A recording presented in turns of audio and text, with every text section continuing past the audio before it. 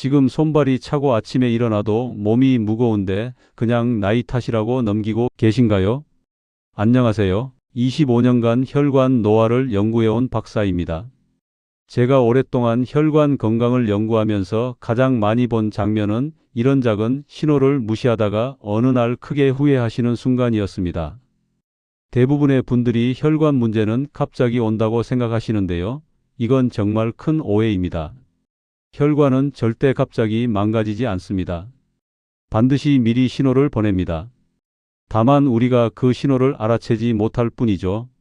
손발이 차가운 것, 아침에 몸이 무거운 것, 이런 증상들을 단순히 노화라고 생각하시는 분들이 정말 많으세요. 하지만 제가 연구한 바로는 이런 증상들이 혈관이 보내는 초기 경고 신호일 가능성이 매우 높습니다. 특히 혈액순환이 원활하지 않을 때 나타나는 전형적인 패턴이거든요. 그런데 이걸 그냥 나이 탓으로 돌리고 넘어가시면 혈관은 점점 더 지치게 됩니다. 또 다른 큰 오해는 혈관 관리가 어렵고 복잡하다는 생각입니다. 많은 분들이 비싸고 복잡한 방법을 찾으시는데요. 사실 혈관은 아주 작고 간단한 습관에도 놀라울 정도로 반응합니다. 오늘 제가 말씀드릴 내용도 바로 그런 방법 중 하나입니다. 오늘 영상에서는 비싼 것도 어려운 것도 아닌 단 한 스푼으로 시작할 수 있는 혈관 관리 습관을 말씀드리겠습니다. 이 방법은 제가 25년간의 연구를 통해 확인한 것으로 실제로 많은 분들이 작은 변화를 경험하셨습니다. 특히 손발 냉증이나 아침 피로감 같은 증상이 개선되는 경우를 자주 봤거든요. 요즘 손발이 유난히 차거나 아침 피로가 쉽게 가시지 않으신 분 계신가요? 댓글로 한번 남겨주세요. 제게 이런 말씀을 하셨습니다. 요즘은 특별히 아픈 데도 없는데 하루가 너무 무겁고 밤에는 자주 깨서 다시 잠들기 힘들다고 하시더군요. 그런데 이 이야기를 끝까지 들어야 전체 흐름을 알 수 있습니다. 이분은 평소에 짠 음식도 피하고 운동도 꾸준히 하셨습니다. 본인 기준에서는 할 수 있는 건 다 하고 계셨던 거죠. 아침에는 30분씩 걷기를 하시고 저녁에는 스트레칭도 빠뜨리지 않으셨어요. 그런데 자세히 살펴보니 혈관을 쉬게 해주는 습관은 거의 없었습니다. 아침은 늘 급했고 밤에는 긴장된 상태로 잠자리에 드셨죠. 특히 아침에 일어나시면 손이 얼음장같이 차가워서 물도 제대로 만지기 힘드실 정도였다고 하세요. 그래서 한겨울도 아닌데 장갑을 끼고 생활하시는 날이 많았다고 합니다. 처음에는 그냥 추위를 많이 타는 체질이라고 생각하셨대요. 아주 작은 습관 하나를 더해보자고 말씀드렸습니다. 아침에 일어나서 미지근한 물 한 컵에 꿀 한 스푼을 넣어서 천천히 마시는 거였어요. 그리고 잠들기 전에도 같은 방식으로 한 번 더요. 며칠, 몇 주가 지나자 아침에 손이 덜 차갑고 잠드는 시간이 훨씬 편해졌다고 하셨습니다. 또 다른 분은 74세 김순덕 님인데요. 이분은 평소에 어지러움을 자주 느끼셨어요. 특히 아침에 침대에서 일어날 때나 의자에서 갑자기 일어날 때 머리가 핑 도는 느낌이 든다고 하셨거든요. 처음에는 그냥 혈압 때문이겠거니 하고 넘어가셨는데 점점 자주 생기니까 걱정이 되시더라고요. 김순덕 님도 평소에 건강관리는 나름대로 하고 계셨어요. 병원에서 처방받은 약도 빼먹지 않고 드시고 산책도 규칙적으로 하셨습니다. 하지만 혈액순환을 부드럽게 도와주는 관리는 거의 하지 않고 계셨던 거예요. 특히 몸이 긴장된 상태가 계속 이어지고 있었어요.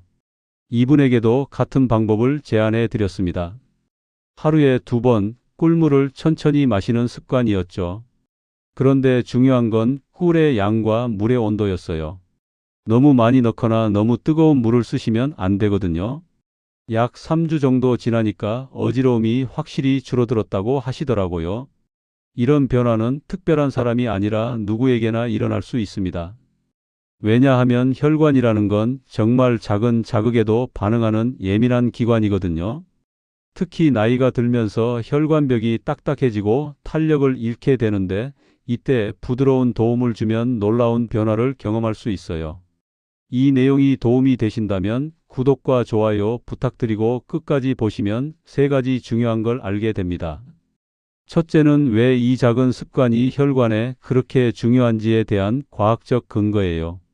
둘째는 꿀을 언제 어떻게 드셔야 가장 안전하고 효과적인지에 대한 구체적인 방법이고요. 셋째는 절대 하시면 안 되는 주의사항들입니다.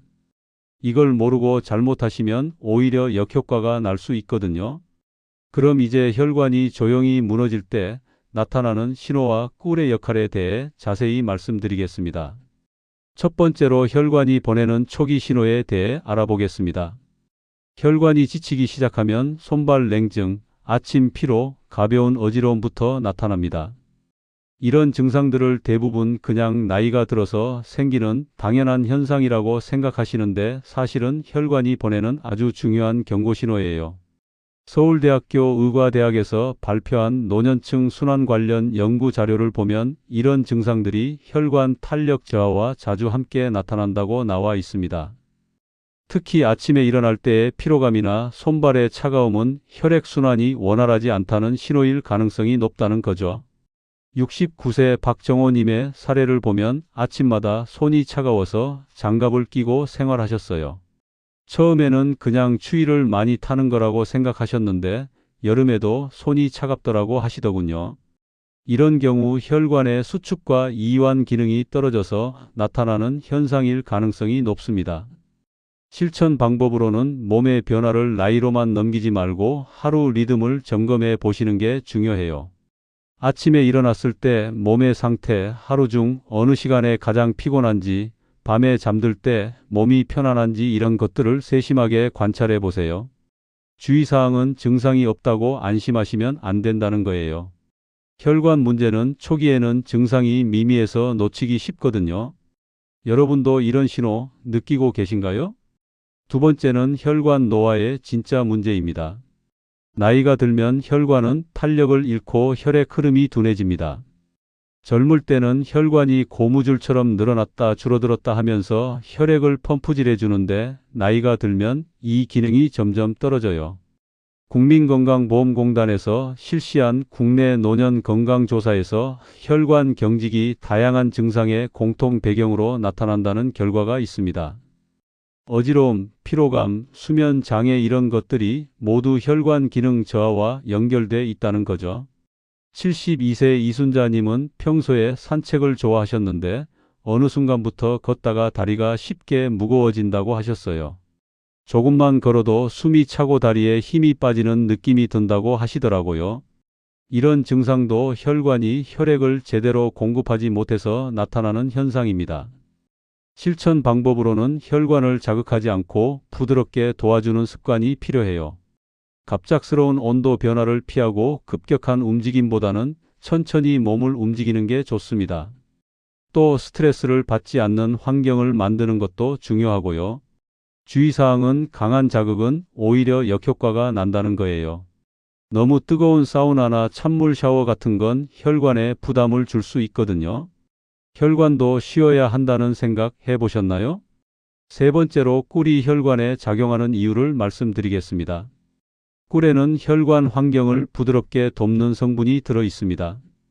꿀의 주성분인 과당과 포도당이 혈관벽의 긴장을 완화시켜주고 혈액의 점도를 적절히 조절해주는 역할을 한다고 알려져 있어요.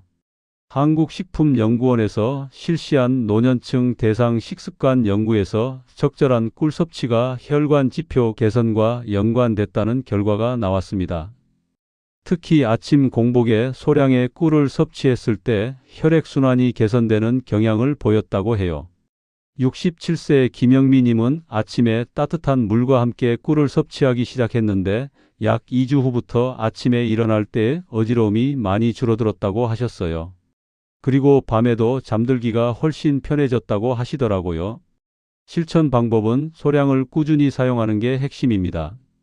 한 번에 많이 먹는 것보다 조금씩이라도 매일 규칙적으로 드시는 게 훨씬 효과적이에요.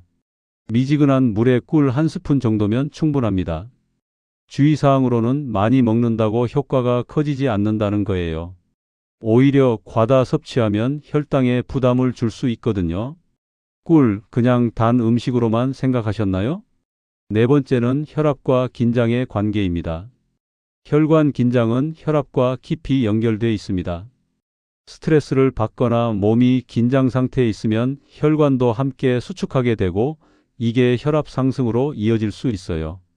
고려대학교 의과대학의 신경계 안정과 혈관 이완의 상관관계 연구를 보면 몸의 긴장이 풀릴 때 혈관도 함께 이완된다는 결과가 보고되어 있습니다. 특히 잠들기 전 시간대에 이런 효과가 뚜렷하게 나타난다고 해요. 65세 오철민님은 밤마다 몸에 열이 올라서 잠들기 힘들었다고 하셨어요. 침대에 누워도 한참 동안 뒤척이다가 겨우 잠이 들고 중간에 자주 깨서 고생하셨다고 하더라고요. 이런 경우 혈관의 긴장 때문일 가능성이 높습니다. 실천 방법으로는 잠자기 전 긴장을 풀어주는 루틴이 필요해요. 미지근한 꿀물을 천천히 마시면서 하루의 스트레스를 정리하는 시간을 갖는 거죠. 이때 중요한 건 마음도 함께 편안하게 만드는 거예요. 주의사항은 자극적인 음료는 피하셔야 한다는 거예요. 카페인이 들어간 커피나 차는 혈관을 자극할 수 있거든요. 잠자기 전 몸이 편안하신가요? 5번째로 혈관 회복은 밤에 일어난다는 점을 말씀드리겠습니다. 혈관은 깊은 잠 동안 가장 많이 회복됩니다. 우리가 잠들어 있는 동안 혈관벽에 손상된 부분이 재생되고 탄력도 회복되는 거예요. 연세대학교 수면의학센터에서 발표한 연구에 따르면 수면 질과 혈관 기능이 밀접하게 연결되어 있다고 합니다. 깊은 잠을 자지 못하면 혈관 회복도 제대로 이루어지지 않는다는 거죠. 71세 정미자님은 밤중에 자주 깨던 습관이 있으셨는데 꿀물을 마시기 시작한 후 수면의 질이 많이 좋아졌다고 하셨어요. 한번 잠들면 아침까지 깨지 않고 잘 수 있게 됐다고 하시더라고요. 실천 방법은 잠들기 전 루틴을 단순하게 만드는 거예요.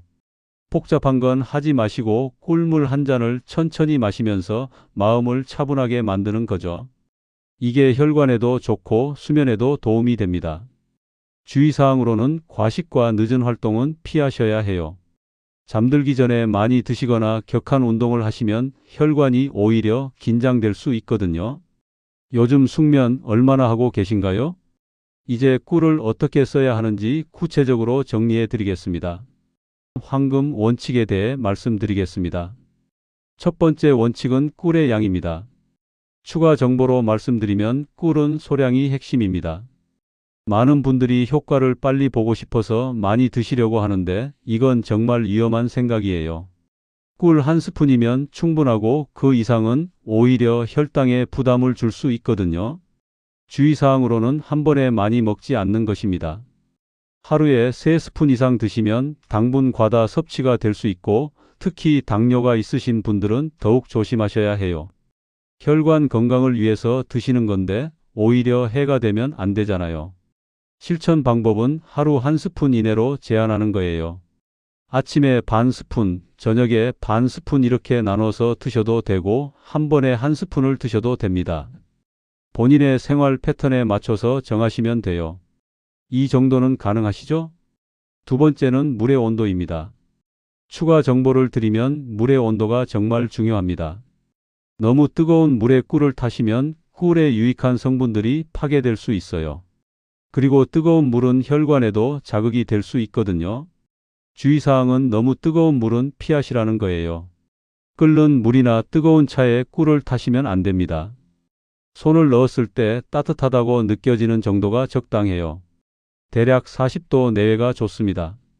실천 방법은 미지근한 물을 사용하는 거예요. 물을 끓인 다음에 조금 식혀서 쓰시거나 처음부터 미지근하게 데우셔서 쓰시면 됩니다. 너무 차가운 물도 좋지 않으니까 적당히 따뜻한 정도로 맞춰주세요. 오늘부터 바꿀 수 있겠죠? 세 번째는 섭취 시간입니다. 추가 정보로 말씀드리면 섭취 시간에 따라 몸의 반응이 다릅니다. 같은 양의 꿀이라도 언제 드시느냐에 따라서 혈관에 미치는 영향이 달라져요.